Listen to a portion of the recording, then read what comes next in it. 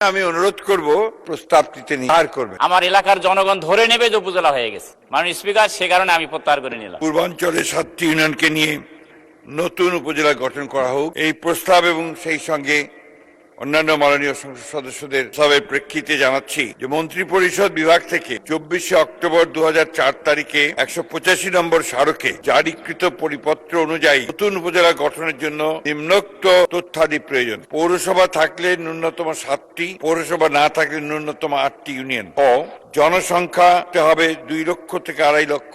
আয়তন ন্যূনতম 300 বর্গ কিলোমিটার। উপরে উল্লেখিত শর্তাবলী পূরণ হলে নতুন উপজেলা গঠনের কার্যক্রম গ্রহণ করা হয়। উক্ত পরিপত্র অনুযায়ী গাইবান্ধা জেলার জনসাধারণের বাস্তব চাহিদা, প্রকৃত প্রয়োজন, আর্থিক সংশ্লেষ ও সংস্থান এবং আনুষঙ্গিক বিষয়াদি বিবেচনা করে সুন্দরগঞ্জ উপজেলা বিভক্তকরণের প্রস্তাব পাওয়া গেলে নতুন উপজেলা গঠনের বিষয়টি বিবেচনা করা যেতে পারে। মাননীয় স্পিকার, আমাদের মাননীয় সংসদ সদস্য যিনি এই প্রস্তাবটি উত্থাপন করেছেন, তিনি তার বক্তব্যের প্রথমে বলেছেন যে তার এলাকা থেকে 2 জন মাননীয় স্পিকার নির্বাচিত হয়েছিলেন এবং তারপরেও উপজেলা হয়নি। সুতরাং আমরা তাকে এটুকু আশ্বাস দিতে চাই যে তিনি যদি এই বিষয়গুলো যেগুলো আমরা শর্তাদি দিয়েছি শর্তাদি পূরণ করে আমাদের সরকারের কাছে স্থাপন করেন, জানান, অবশ্যই আমরা তার উপজেলা গঠনের প্রস্তাবটি আমরা অত্যন্ত ইতিবাচকভাবে বিবেচনা করব। আমি অনুরোধ করব যে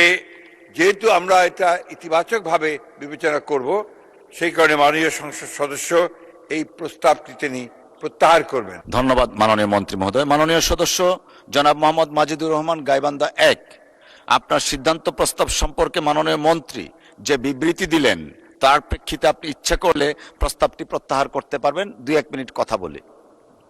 ধন্যবাদ মাননীয় স্পিকার।